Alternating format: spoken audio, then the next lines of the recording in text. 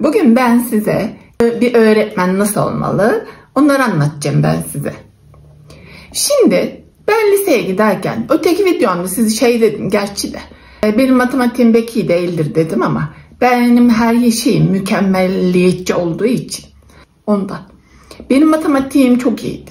Herkeslerden daha iyiydi sınıfta. Bizim lise 1'deyken matematik dersimize müdür girerdi. Müdür de derse çalışmadan gelir. Bir konu anlatır. Benim matematiğim de iyi. Öğretmendeki eksiği ben görürüm. Öğretmenim orası öyle değil böyle derim. Ondan sonra o bir şey anlatır. Öyle olmasaydı da şöyle olsaydı derim. Sorarım. Biraz anladıysam onunla ilgili soru çıkarttırırım kafamdan. Müdür de gazabına. Hazırlanmadan geldiği için derse bir öğretmen dersi gelirken hazırlanarak gelmez mi? Bir de o sınıfın içinde zeki öğrenciler varsa ne edeceksin sen? Zeki öğrenciler olmasın varsın eksik bilgi öğretilir mi öğrencilere? Neyse. Bu böyle bizim matematik dersi giderken sınav oldu. Sınavda da ben o zaman için notla 10 üzerinden belirleniyordu. Benim derslerim öteki öğretmenlerdeyken 9'dan 10 olurken bu öğretmen de çıkı geldi 5 mi ne? Yazılı sonuçlarını okuyor öğretmen. Ben duyar duymaz demişim.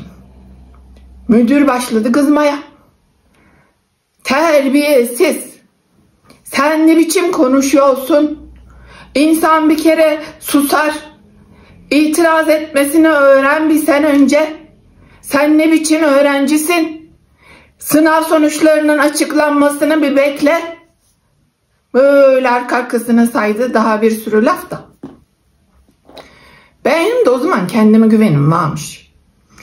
Bekledim. Sınav yazı sonuçlarını okudu, anlattı. Ondan sonra onun söylediği gibi ben de itiraz ettim nota. Öğretmenim benim yazılı sonuçlarını bir bakıverir misiniz dedim. Tekrar kontrol edelim mi dedim. Ondan sonra adam getirdi öğretmen. Adam diyorum kusura bakmayın kızdığım için. Benim yazılı sonuçlarına baktı. Hesapladı tekrar. Ana benim notum 10 değil miymiş? Yanlış hesaplamamış mı? Benim notuma. Ondan sonra benim notumu düzeltti. Ben itiraz etmeseydim düzeltmeyecekmişmiş. Yoksa beni gariz olduğu için bekliydi. Bilmiyorum gari orasına. Yani bir öğretmen dersi gelirken hazırlanarak gelmeli. Bir de her şey için kızmamalı. Bir öğrenci soru soğuduysa, farklı düşündüyse onu kızmamalı. Bizim bir de Fransızca öğretmenimiz vardı. Onu da bir severdim. Nadide Sağlam adı, onun adını söyleyebilirim. Üstünden kaç yıl geçti bilen. Onu ararım, sorarım, konuşurum. O da şimdi Fransızca dersin dedi o da iyiydi benim. Sorardım öğretmene. Anladıktan sonra hocam orası öyle değildi böyle yapsak nasıl olur derdim. Anlatıverdi. Ondan sonra bize o sıralarda Facebook, Instagram bile mi var? Bize yurt dışından bizim konuştuğumuz Fransızca dersine ilgili yabancı kızlar bulurdu. Adres gönderirdik. Onlar da bize adres gönderdi. Biz mektup yazardık onlara. Fransızca yazardık. Onlar bizim Fransızca cevap verirdi. Bizim yazdığımız mektuplarımızdaki hataları düzelterek gönderirdi. Ben daha hiç unutmayan buna.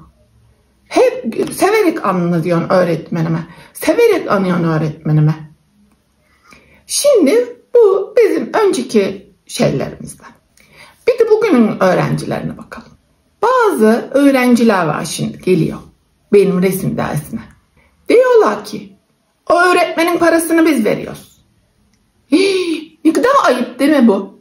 Bir öğretmenin parasını istersen ver, istersen verme. Bu öğretmendir. Öğretmen kendi saygısını neye kazanamıyor? Parayı onlar veriyor diye, özel okul diye öğretmen öyle mi olmalı? Öğretmenin saygınlığını vermeli, gelin yerine vermeli. Bu da olumsuz bir örnek. Diyelim gene.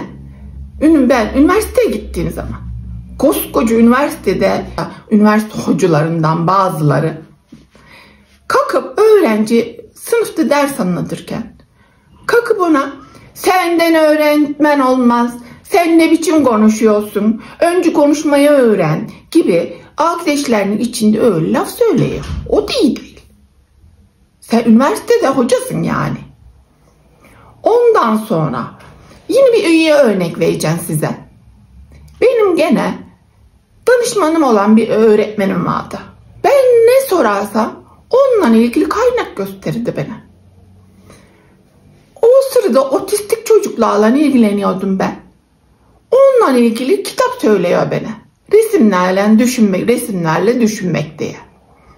Ben de o kitabı arıyorum bulamıyorum. Kadın her hafta bizim derse gelirken İzmir'den geliyor. İzmir'de oturuyor kendisi. O kitaptan beni getiriveriyor. Ben yine bir konu söylüyorum. Onunla ilgili benim makale buluveriyor.